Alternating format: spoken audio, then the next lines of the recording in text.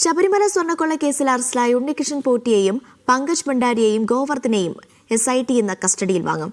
3 പേരെയും ഒരുമിച്ചിരുത്തി ചോദ്യം ചെയ്യുന്നതിലൂടെ നിർണായക വിവരങ്ങൾ ശേഖരിക്കാനാണ് SIT നീക്കം. കേസിൽ അവസാനം അറസ്റ്റിലായ ദേവസ്വം ബോർഡ് മുൻ അംഗം N. വിജയകുമാർ നൽകിയ ജാമ്യ ഹർജി ഇന്ന് പരിഗണിക്കും.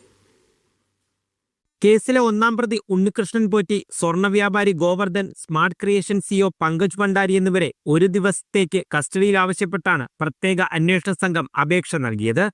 ഇന്ന് കോടതിയിൽ ഹാജരാക്കുന്ന പ്രതികളെ SITക്ക് കൈമാറും. കേസിന്റെ ആദ്യഘട്ടത്തിൽ അന്വേഷണം വഴിതിരിച്ചുവിടാനുള്ള ശ്രമമാണ് പങ്കജ് ഭണ്ഡാരിയും ഗോവർദ്ധനും നടത്തിയത്. കൂടുതൽ മൊഴികളുടെയും വെളിപ്പെടുത്തലുകളുടെയും പശ്ചാത്തലത്തിൽ ഇരുവരെയും ഉണ്ണികൃഷ്ണൻ പോറ്റിയോടൊപ്പം ഇരുത്തി ചോദ്യം ചെയ്യാനാണ് SIT നീക്കം. ശബരിമലയിലെ സ്വർണം ഉണ്ണികൃഷ്ണൻ പോറ്റി സ്മാർട്ട് ക്രിയേഷൻസിൽ എത്തിച്ച് വേർതിരിച്ചത് സംബന്ധിച്ച നിർണായക വിവരങ്ങൾ പങ്കജ് ഭണ്ഡാരിയിൽ നിന്നും SIT ശേഖരിച്ചിരുന്നു. സ്വർണം വേർതിരിച്ചതിൽ വിഹിതം നൽകിയ ശേഷം ബാക്കിയുള്ള സ്വർണം ജ്വല്ലറി ഉടമ കൂടിയായ ബെല്ലാരി ഗോവർദ്ധനിലേക്കും എത്തിയെന്നാണ് കണ്ടെത്തൽ. ഉണ്ണികൃഷ്ണൻ പോറ്റിയല്ലാതെ ഇടപാടിൽ മറ്റുള്ളവരുടെ പങ്കുകൂടി പ്രത്യേക അന്വേഷണ സംഘം പരിശോധിക്കുന്നുണ്ട്. കഴിഞ്ഞ ദിവസം അറസ്റ്റിലായി N. രാമചന്ദ്രൻ സമർപ്പിച്ച ജാമ്യ ഹർജി ഇന്ന് കോടതി പരിഗണിക്കും. വാദത്തിനായി ഹർജി മറ്റൊരു ദിവസത്തേക്ക് മാറ്റാനാണ് സാധ്യത.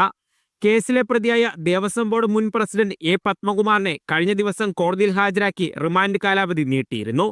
ദ്വാരപാലക ശില്പക്കേസിൽ പത്മകുമാറിന്റെ ജാമ്യ ഹർജിയിൽ വാദം കേട്ട വിജിലൻസ് കോടതി ജനുവരി 7 വിധി പറയും. മീഡിയ 1 കൊല്ലം.